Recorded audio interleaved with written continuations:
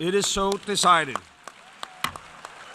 The Sustainable Development Goals, which replaced the Millennium Development Goals to much fanfare in 2015, are intended as a blueprint for development for the next 15 years and seek to integrate the environmental, social, and economic dimensions of sustainable development.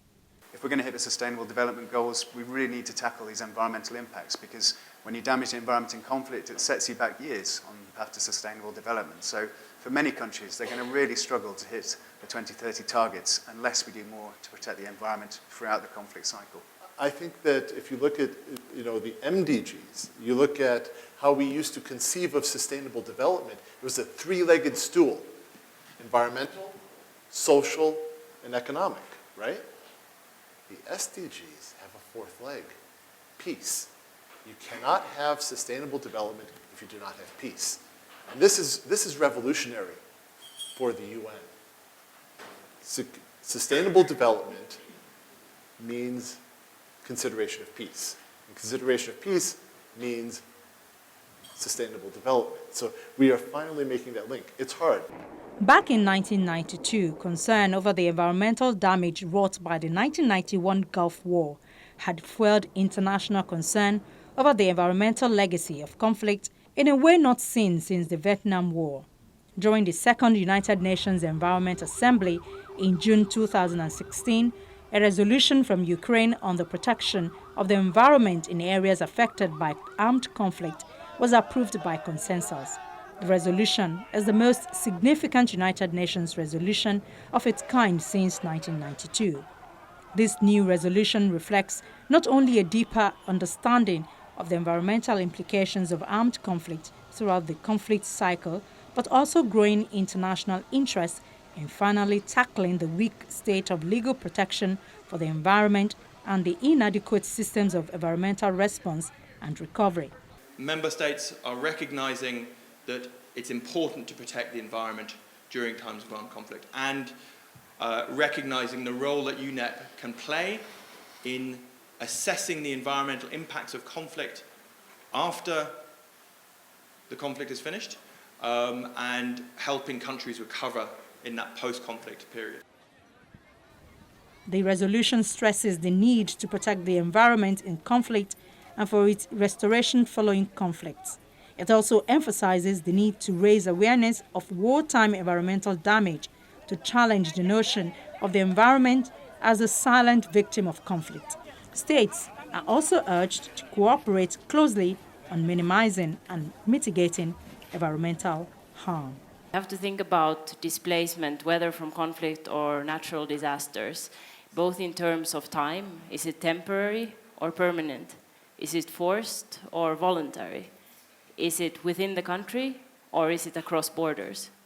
For each of these scenarios and situations, people will have different choices and legal frameworks and financial mechanisms that can support them. Oftentimes, there are very limited support mechanisms. We need to have a better understanding, really, of what it is that makes people move and how we can better help them adapt to the increasing risk, whether that is social risk or environmental risk. And also member states really need to come up with their own support mechanisms to help their people really cope.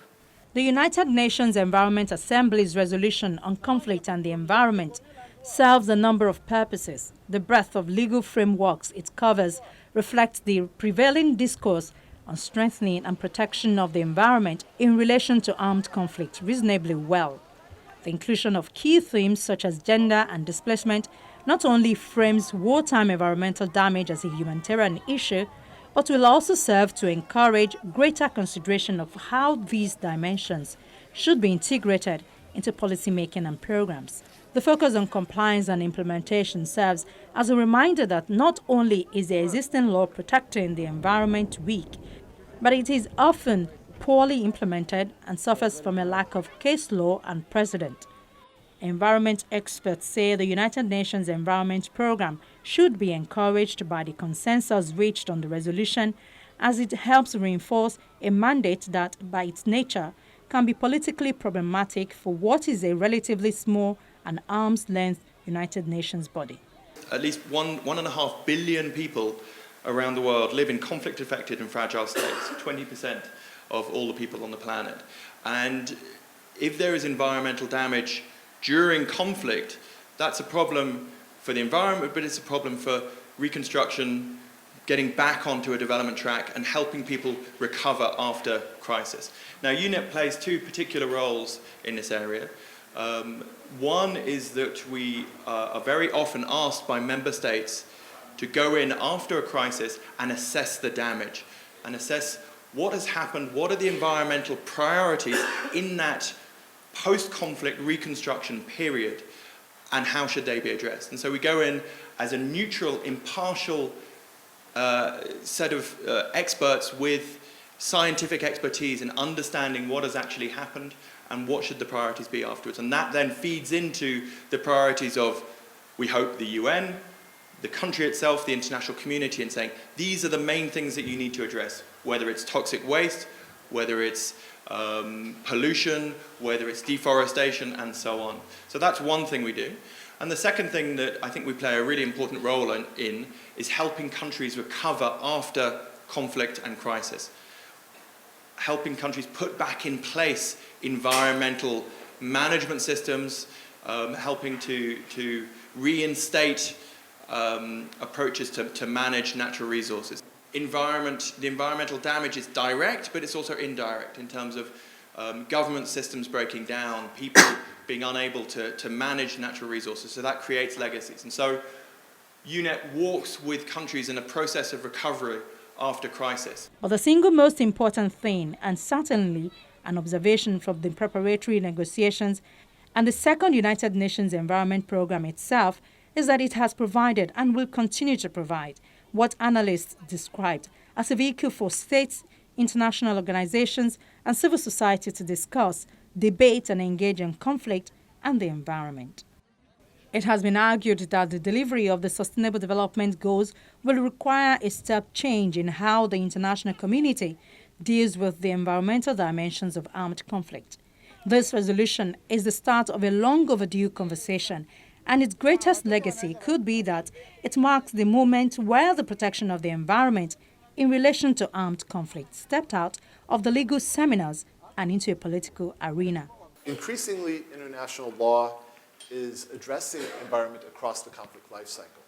The UN's International Law Commission right now is completing a 3-year effort examining international law that protects the environment in relation to armed conflict. And that language is really important, in relation to, because it covers before, during, and after. And numerous scholars have looked at the question of international law protecting environment during armed conflict, its inadequacies, how it needs to be strengthened. But only now do you have a serious effort to look at international law governing protection of the environment before conflict and after conflict. And this is being done by the UN International Law Commission, which is the authoritative UN body on the statement of international law. We have programs in the country that is helping put back in place environmental regulations, helping countries access international environmental finance, supporting countries acceding to multilateral environmental agreements, supporting the development of new environmental education, helping put in place systems of community-based natural resource management. So based on what the recommendations are of our post-conflict environmental assessments and what the needs of the country are, we then work with the country and the Environmental Protection Agency to put that in place. Environmental factors have long had an impact on global migration flows, as people have historically left places with harsh or deteriorating conditions. However, the scale of such flows, both internal and cross-border, is expected to rise as a result of accelerated climate change, with unprecedented impact on lives and livelihoods. Such migration can have positive and negative effects on both the local coping capacity and the environment in areas from which these migrants originate, as well as in their temporary or permanent destinations.